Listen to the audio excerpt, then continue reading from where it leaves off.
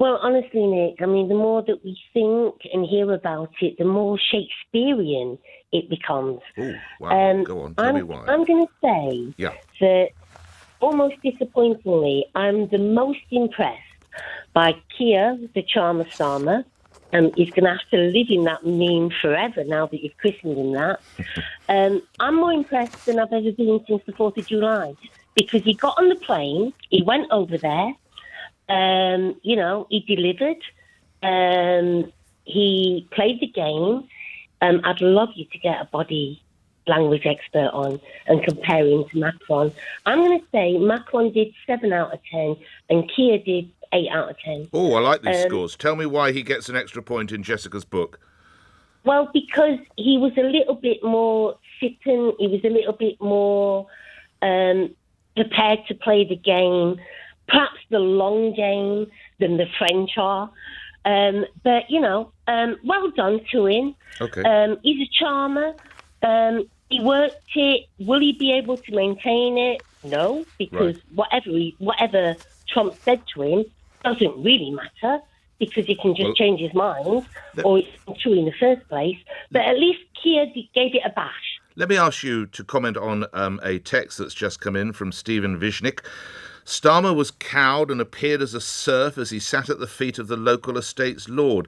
He demeaned the UK along with King Charles by dangling in front of Trump a ticket to ride. All Starmer needed was a cap to doff. Jessica. Well, he kind of cast himself in that role, didn't he? I don't know if David Lammy was there. That would have been interesting. He was. Yes, he was in the White House. Yeah. Yes, he well, was, I wonder what. As was J.D. Vance, by the way. Breakout sessions he was involved in. However, I think that, give him credit. Yeah, I agree. I agree. He did pull it off.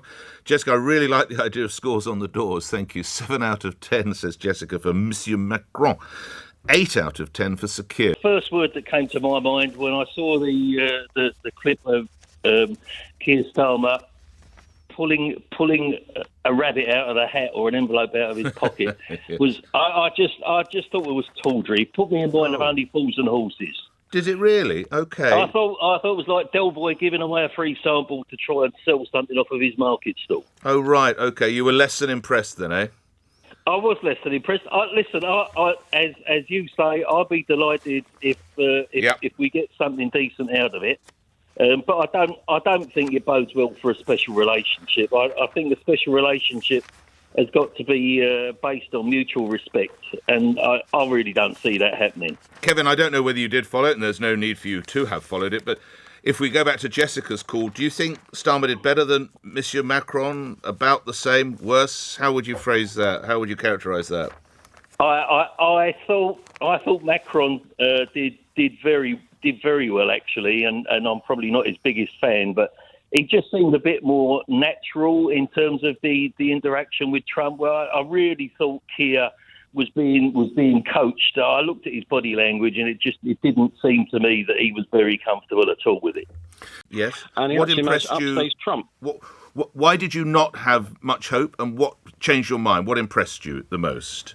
Well, Trump's, Starmer's whole demeanour, perhaps it's the alpha male effect that sort of rubbed up onto him. Right. He seemed at ease, which is not usually something one associates with Starmer. Yep. And is a win-win, for the economy, certainly, with this visit. Because there's more to this visit than just the glitter and the glamour. It's going to be a huge boost for Britain. How important was it that he was able to produce the letter from the King?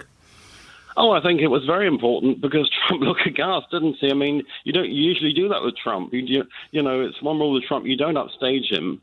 But in this case, it was to Starmer's benefit, certainly, and to Britain's benefit.